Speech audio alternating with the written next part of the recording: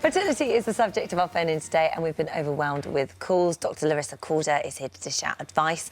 So we're going to get straight to caller one. We've got Kelly on the line. Good morning to you, Kelly. Good morning. Hiya. Hi. So you're desperate to have a baby. What's been going on with you?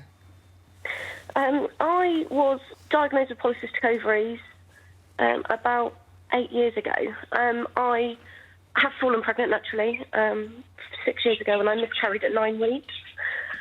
Sorry, that's a budgie in the background. Don't worry.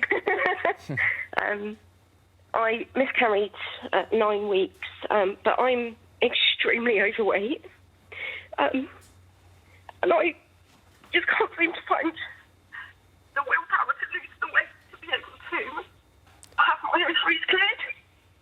So I'm just going to finish. I'm going to finish that off for you because obviously you're terribly upset, and we're losing a little bit on the phone. She said she's tried lots of different diets. She has an annual gym membership. She has zero willpower.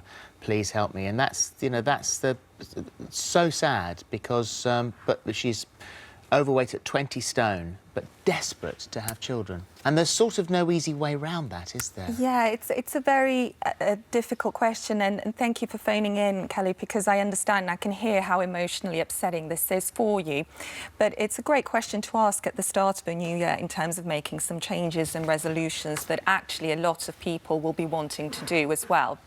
So the first thing to explain is that your condition, Kelly, polycystic ovaries, is really common, and it regards a hormonal imbalance in the body, which means that women find it more difficult to ovulate.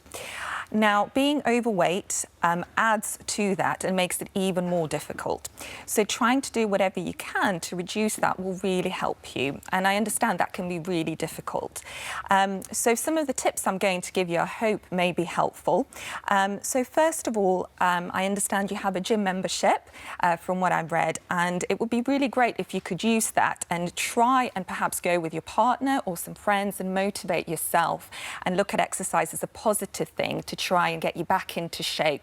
You don't need to overdo it. In fact, excessive exercise can overcomplicate matters, but trying to do sort of 3 20-minute sessions a week is achievable. So setting yourself really realistic, practical goals and taking it a step at a time. And how much does weight sort of impact not getting pregnant? I mean, if you were to drop a percentage of your body weight, how much more likely are you to fall pregnant from that? So it really... If you need to drop weight, obviously. Yes, so it can really help, and especially when you have polycystic ovaries, because it will help to regulate your periods and help to increase the chance of ovulation happening.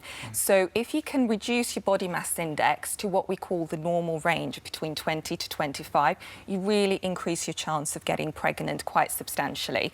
And as I say, in terms of ovulation, having regular periods, so keeping the lining of your womb nice and healthy with the menstruation.